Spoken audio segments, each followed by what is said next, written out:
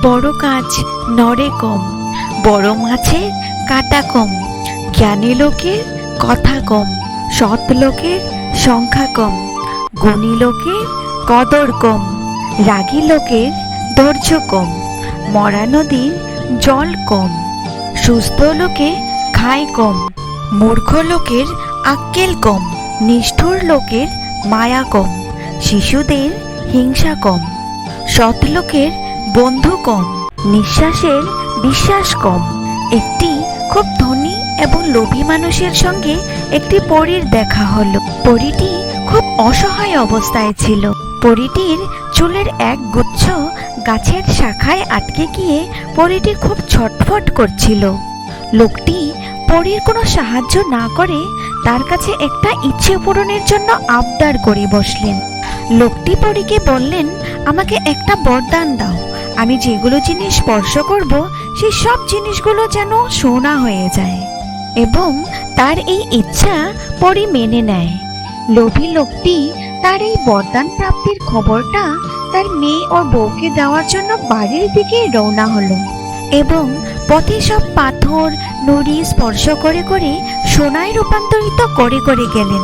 বাড়ি ফেরার পর তার মেয়েটি তাকে অভিনন্দন জানানোর জন্য দৌড়ে এলে যেই তিনি মেয়েকে কোলে নিলেন, সঙ্গে সঙ্গে তার মেয়েটি একটি সোনার মূর্তিতে পরিণত হয়ে গেল। এবং স্ত্রী যখনই এক গ্লাস জল নিয়ে তাকে জল দিতে এলেন, সঙ্গে সঙ্গে গ্লাস এবং স্ত্রী দুটোই মূর্তিতে পরিণত হলো। এবং সেই লোভী লোকটি তার করণীয় কাজের জন্য আক্ষেপ করতে লাগলেন। এই গল্পের নীতিকথা হলো লোভ পতনের মূল। বন্ধুরা, চলে যাব ভিডিওটির পরবর্তী অংশে। এখনো যদি আপনারা এই ভিডিওটি লাইক করে না থাকেন তবে প্লিজ ভিডিওটিতে একটা লাইক করে দিন। আপনি যেমন মানুষের সাথে মিশবেন তেমনই আপনার চরিত্র গড়ে উঠবে। সেই জন্যই হয়তো বলে, সৎসঙ্গে স্বর্গবাস, অসৎসঙ্গে সর্বনাশ। জীবন যুদ্ধের সাথে আমাদের লড়াইটা প্রিয়জনদের সাথেই হয়ে থাকে, বড় মানুষদের সাথে নয়। আপনিও একদিন কারোর না কারোর জন্য একজন প্রচন্ড প্রিয় মানুষ হবেন। আপনার সাথে কথা বলতে না পারলে তার অস্থিরতা শুরু হয়ে যাবে।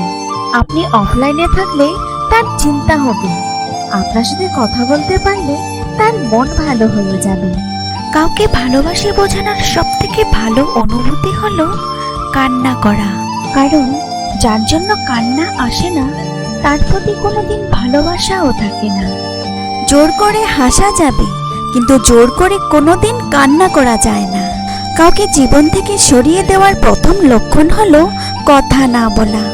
কাউকে জীবন থেকে সরিয়ে দেওয়ার দ্বিতীয় লক্ষণটি হলো ব্যস্ত আছি, পরে কথা বলছি।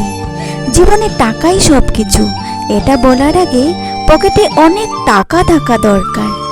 যদি তুমি কয়লাওয়ালার সাথে বন্ধুত্ব করো তাহলে তোমার শরীরে ময়লা লাগবেই, এবং যদি তুমি আত্মওয়ালার সাথে বন্ধুত্ব করো তাহলে তোমার শরীর থেকে ঘ্রাণ আসবেই। তুমি অপেক্ষা করতে পারো, কিন্তু সময় অপেক্ষা করতে পারে না।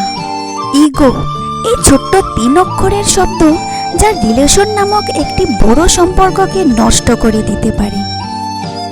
আমাদের জীবনের অনেকগুলি সিদ্ধান্ত খুবই কঠিন হয়, কিন্তু এই সিদ্ধান্তগুলি আমাদের জীবন বদলে দিতে পারে। কাজকে যেমন জোড়া লাগালেও দাগ থেকে যায়, ঠিক তেমনি আমাদের মন একবার ভেঙে গেলে তা আগের মতো স্বচ্ছ থাকে না।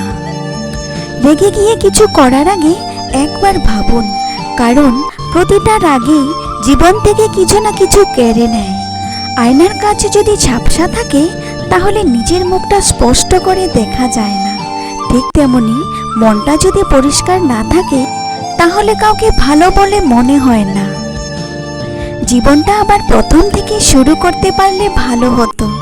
জীবনে করা বড় বড় ভুলগুলো সব শুধরে নিতে পারতাম। সম্পর্ক শুধু রক্তের বাঁধনে নয়, অনুভূতির বাঁধনেও তৈরি হয়। যেখানে অনুভূতির বাঁধন থাকে সেখানে পরও আপন হয়, আর যেখানে অনুভূতির বাঁধন থাকে না সেখানে আপনও পর হয়ে যায়। কিছু মানুষ সবসময় প্রিয় থাকে না, হঠাৎ করে একদিন সে অপ্রিয় হয়ে যায়। কপালে সুখ না থাকলে সেই কপাল পাথরে ঠুকলেও লাভ নেই, এতে কপালটাই ভোলে কিন্তু ভাগ্য একটুকুও খোলে না। প্রেম ফুটে কবিতা হয়ে, চোখের জলে ভাসে স্মৃতি। ভালোবাসায় আঘাত মেলে, এটাই জগতের রীতি। কিছু ভুল মানুষকে অনেক কিছু শিখিয়ে দেয়, কিছু কষ্ট মানুষকে পাথর করে দেয়, কিছু অভিমান মানুষকে পর করে দেয়, আর কিছু বাস্তবতা মানুষকে বদলে দেয়। যদি তোমার সম্পর্কে মানুষ তোমার পিছনে কিছু বলে, যেন তুমি যা করছো সেটা তারা করতে পারছে না, এগুলো নিয়ে তারা সমালোচনা করে, তুমি তোমার কাজ করে যাও, তুমি জয়ী হবেই। আপনি যতই শিক্ষিত হন না কেন, সবার সাথে মিশতে না পারলে সেই শিক্ষা বৃথা।